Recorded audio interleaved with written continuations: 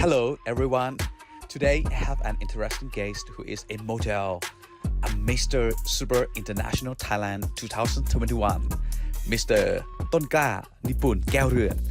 He also has a deep passion for the aerospace industry. So today, we will be delving into Tonkla's insights on the growth and development of aerospace industry in Thailand, as well as the exciting career opportunities it offers to Thai people. If you are interested, so let's meet up.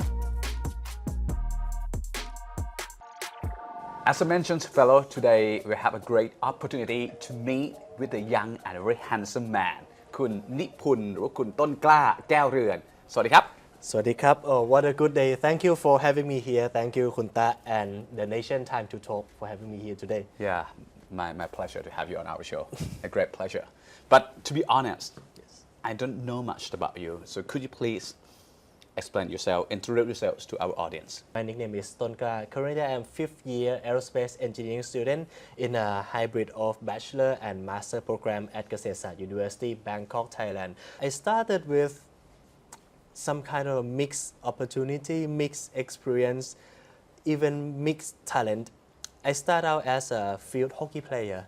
Hockey player? Yes, hockey player in my high school. Actually, in my high school, I was so fascinated with many sports, whether hockey, rugby, track running. I run 400 meters, cycling, archery. So you're a jock. You can play so many sports. And what turns you around, turns you to be at this field of the aerospace and yeah? Actually, my dad.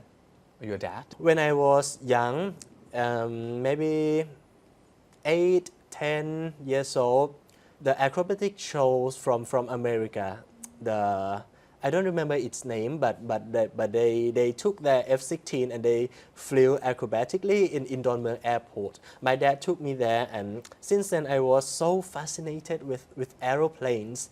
And since my dad knows that, he let me work with airplanes instead of my dad buying like Toys. RC planes. Okay. He just bought foam, wood, electricity, stuff, circuit, receiver, wires, radio transmitter, and then he made all of that into an airplane.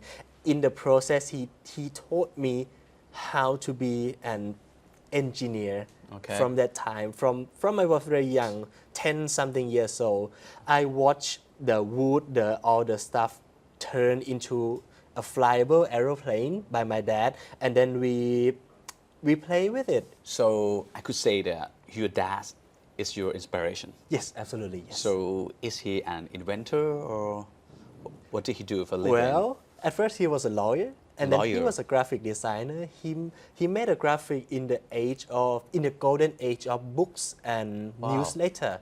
Yes, he made a lot of that graphics. And when he retired, which he did an early retire, he stayed at home with me. And well, at that time, it was the time when his natural trait of inventor flourished, because he would stay in the workshop, in the house, and make lots of stuff. He made wooden furniture, this and that, and of course the aeroplane that we play with. Okay, he's very creative then. Yes. Yeah. Yes. Let's focus on your program. Yes. The Aerospace aerospace engineering, yes. engineering. Yes. It has been taught in Thailand for 30 years. So this subject of aerospace engineer actually have been taught in Thailand for more than 30 years. And aerospace, it means the aeronautics and astronautics. So the aeronautic part is the industry that we all familiar with, which is aeroplane, airlines, airports. This is aeronautics. And aerospace is the industry about space, which has majorly two parts, upstream and downstream. Upstream is the part where we send an object, we make R&D, we manufacturing things and send out to space, whether it's going to be spacecraft, satellite, etc., etc. And downstream side, it is the industry where we harness the resources from the space. Like we gather the space data, we gather the satellite imagery or something else from space and make use of it on Earth. And when you finish this program, you will get master degree also. Yes, Okay. So how long would it take to finish the whole program? including master degree, the fastest you could take is 5 years. 5 years. Yes, it's so For quick. bachelor and master. Yes, in aerospace engineer That's not in bad. Thailand. Okay. And there's also a master and bachelor degree in aerospace engineer and airline management business in Australia. Okay. So the Kasetsart University in Thailand, we collaborate with the university in Australia. This program will take you 6 years. Okay. And you also So 5 years in Thai and 1 year in Australia. 2 years in Australia. Or Actually. 2 years in Australia. So Yes, 4 yes. years here. Yes. And you are at which year? Me, 5th.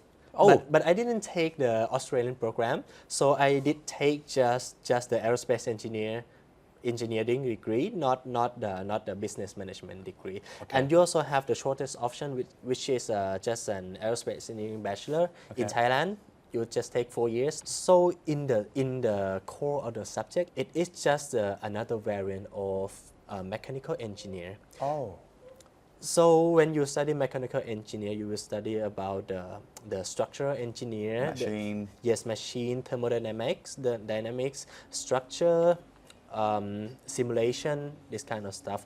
But for an aerospace engineer, two main things that will be added to the program would be a knowledge about aerodynamics, fluid dynamics, Okay. like an airflow and stuff. And another thing is the topic about the space. Okay. So you will learn about orbital mechanics, Oh. how you shoot a satellite into space, and you will get to calculate that by hand, by the real method that the engineer back kinda in cool. 1950 they used. And how much does it cost? It Well, is pricey. Surprisingly, no. It's just 17K. But this is quite cheap. Yes. Actually. Yes. But difficult to get in. Yes. But once you got in, you don't have to pay the price. Yes. Okay. The cost would be subsidized by government fund, by the fund from the university, and by the tuition fee from the international programs. Okay. So the fee of the international program would be like 8 to 10 times more. Okay. How many students studying in this 30. program currently? 30 30. Per- 30 per year. per year per class. Okay, so that's not much. Not much. And if we talk about the job opportunity, Yes. the career path in this industry, because, well, I don't think many Thai people know about, are there any industry about this aerospace things here in Thailand? It actually is. We have Okay. it. First part is aeronautics. We have the company that design and manufacturing the parts for aeroplane, Okay. for drones. Actually, we have lots of that company. And we also have many airlines and many airports, Okay. which will require the profession of, let's say, the technician, the flight engineer, Okay. the flight manager, ATC, air traffic control. Okay. And in the astronautic side, which is about space, satellite, rockets, now Okay. we have the R&D. We have research and development, both in the government and in the private companies. Okay. But we haven't got past the process of R&D. We haven't got past to the process of manufacturing. Not Okay. there, we're not there yet, but Okay. we are growing. Okay, and the market size is getting bigger or not? Actually, it's shrinking. Shrinking. You mean it's not like getting bigger but not smaller? It stayed the same for the past 10 or 20 years?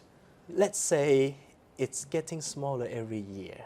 Getting smaller? Yes. What do you mean by getting smaller? You mean the government doesn't subsidize anymore or something? The private player in commercial space industry in Thailand is kind of small in number.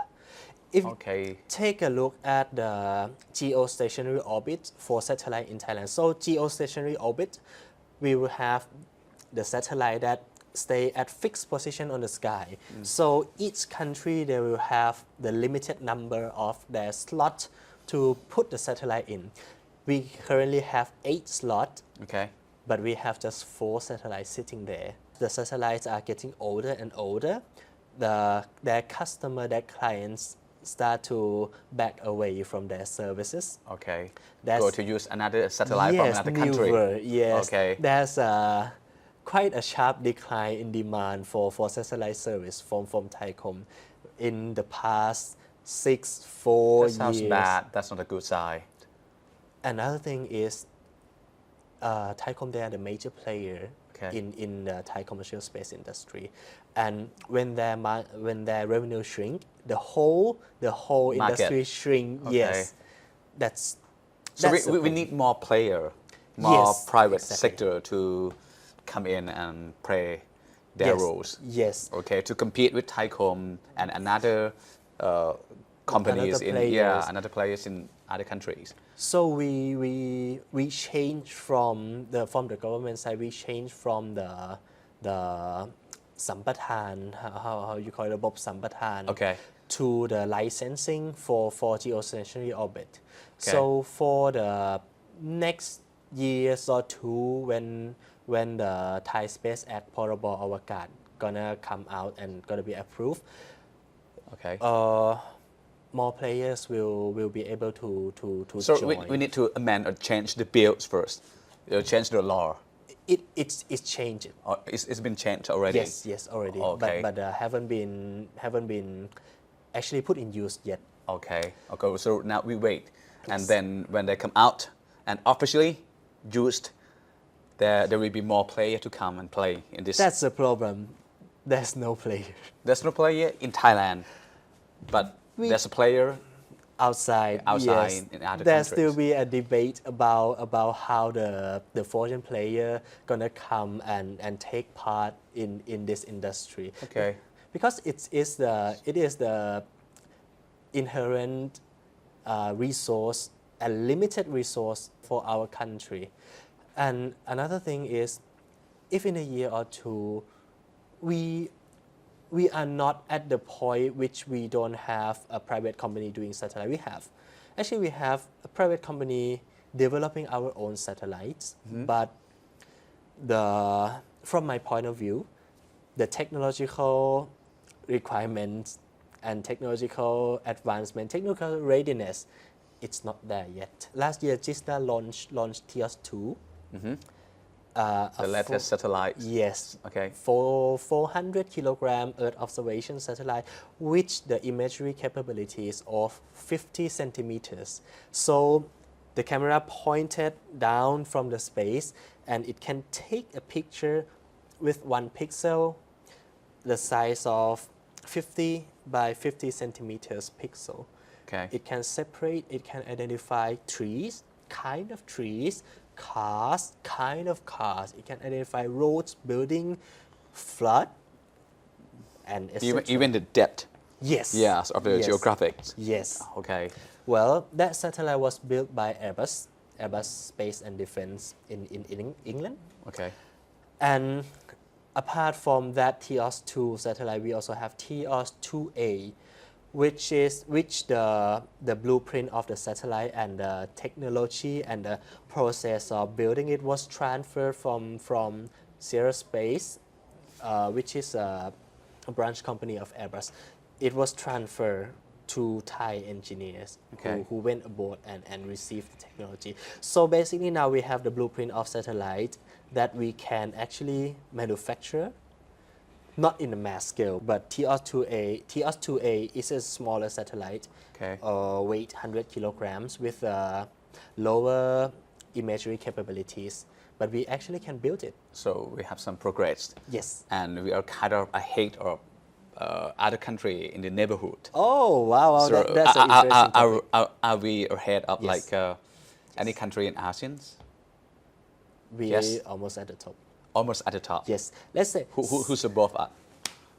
in terms of the market volume, Indonesia is way above us because they let the foreign country invest in satellite in their Okay. satellite economy for quite They have quite some scale. time. Okay, that's understandable. Just Yeah, scale, they have yes. scale. Yeah. Okay. But the R&D capabilities, in my opinion, I think we are number one. Singapore, when they developing their own satellite, they have to ship it to test in Thai's facility in Sri Lanka. Okay. We have the land. No, we have the testing instrument Okay. and testing And the location. capabilities. Yes, which they don't, Okay, so we have so many advantages. especially in the field of R&D. Yes. Okay, so what do we need more? We need more Investment, more demand, support from the government. more. I think what we need is the answer to why. Okay. Why do we have to make a satellite? Why do we have to rent a rocket from another country to shoot our satellite into orbit? Start with why. So I would ask you, as a student at this field, could this aerospace engineering project or anything about the aerospace become the new S-curve for Thai industry Well, in the future, of course? let's take a look at the GDP growth rate of Thailand, which is estimated about 3% a year. Yes. And the growth rate of global space economy, it's 11% per year. So for all around the world. Yes. Okay. If we could hitch a ride in some kind of subfield in that, yes, of course, it's a business opportunity. But the characteristic of the space industry is its benefit is not just in the economic side, in the social side also, because we could see space as our natural resource, our resources, our Okay. infrastructure. Okay. The satellite communication enable the population to get access to internet, Okay. which in turn developing the education It's an system. asset. It's Yes. an enhancement. And That standards. that will resonate to other business. Yes. Yeah, in that country. Okay. So the business itself is worth to invest. Yes. And then it will develop other business as well. Yes. This is a pattern that have been happening in lots of countries that have invested in space. But well, investing in space costs a lot. And the benefit of it depends on how the knowledge has been transferred, not just the technology. Let's say you could make everyone in Thailand got access to the internet, but you don't provide the sufficient education for them to use it properly. The projected benefit that would affect the GDP, would affect the social side, it would not come true. Okay. So not just the technology part, but the education part, also the human development part. Speaking about human development, this is another opportunity for Thailand. Because if you take a look at the major economy, which they are leading in aerospace industry, especially space industry, USA for example, the tuition fee there, the cost of personal development there is so high. But come back to Thailand, you could develop aerospace engineer, maybe not have the level of delicate skills and expertise as the one graduated in America, but well, the tuition fee is just 17K baht. Oh, okay. Let's say when you graduate from an engineering degree, you could branch out So a what lot. have they become actually? Data engineer. Or data engineer? Yeah, that's Understandable. But some of them actually pursue a career in space, but most of the career in space would be in the government agency, because that's where the center of R&D is. Okay. But the salary is not so attractive. Okay. So do you think that the reason that this kind of stuff or subject isn't boom in Thailand because the government or the high people think it's irrelevant to our economy? Maybe there are so many other things that are more necessary than the aerospace issue. That is true. Actually, that is true. We have to admit that there's more things that are more urgent than aerospace, than space itself. But we have to take a look at space as a long-term investment. All the daily life struggle is actually solvable by space. Your connectivity, your access to information, your access to education, your transportation, your logistic, the sending of good and supply, the logistic is all enabled by the space industry. Okay. But it's not a short-term investment. Right now, we use the services from other country.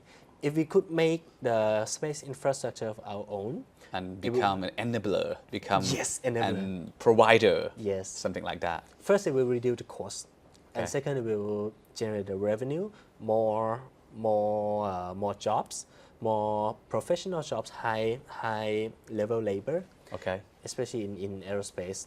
It's very delicate.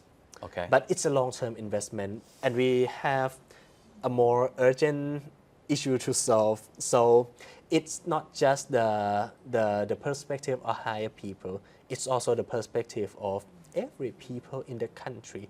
So we always have a saying that strength of Thailand is about, it's in Thai word ปากท้อง Okay.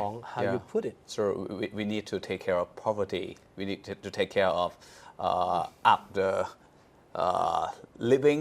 The living, the working class. We try to manage to handle the living costs of Thai people. Yes, the living costs. Okay. It's still the major issue in Thailand, and from the perspective of the mass, it's more urgent. So the funding delivered to the space industry is small, and from my humble opinion, there's no problem with that. Okay. That's So no problem. we shall wait and see. As I have said, the most important thing that the government could do is not just an investment, but the project. The project coming out from the government, it means that they have studied, they have projected the revenue and return both in economics and in the social benefit from the project. And when the project was initiated, the funding goes in there, the funding spread it to the private entities that have been emerging to do the space business. And I think only then they will sustain the space ecosystem. If they just throw in funding, throw in investment, but not having Without the a major direction. project, yes, Okay. it But will not change anything. has ever a company tried to offer or present such a project to the government before? From my study, I have seen Okay.